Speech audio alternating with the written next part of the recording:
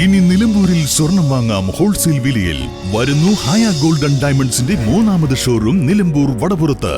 ഉദ്ഘാടനം മെയ് 10 ഞായറാഴ്ച രാവിലെ 10 മണിക്ക് ബഹുമാനപ്പെട്ട പാണക്കാട് റഷീദ് അലി ശിഹാബ് തങ്ങൾ നിർവഹിക്കുന്നു.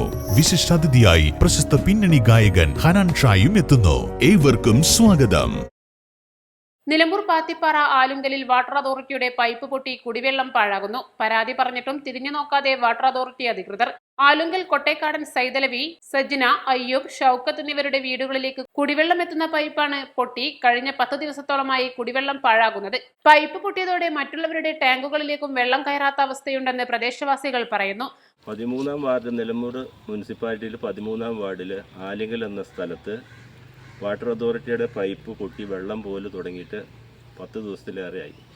പല പ്രാവശ്യം വിളിച്ചു പറഞ്ഞിട്ട് ഇതുവരെ അധികൃതർ ഇതിന് ഒരു നടപടി എടുത്തിട്ടില്ല. ഈ വെള്ളം പോക്ക് കാരണം ഈ ഒരു വീടുകളിലും ഒരുമാതിരി ശരിക്കും വെള്ളം വരാത്തൊരവസ്ഥയായിട്ടുണ്ട്.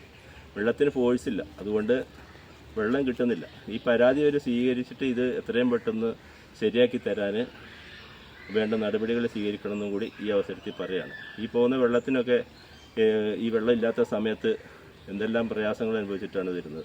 ഇത്തരം ദിവസങ്ങളായിട്ട് ഇവരിത് വന്ന് ശരിയാക്കാത്തതിൽ എന്താണെന്നുള്ളത് അറിയില്ല.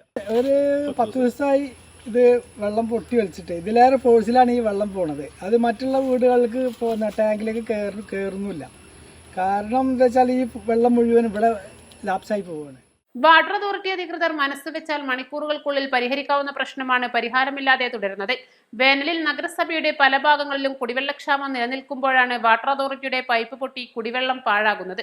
East live, Nilambur.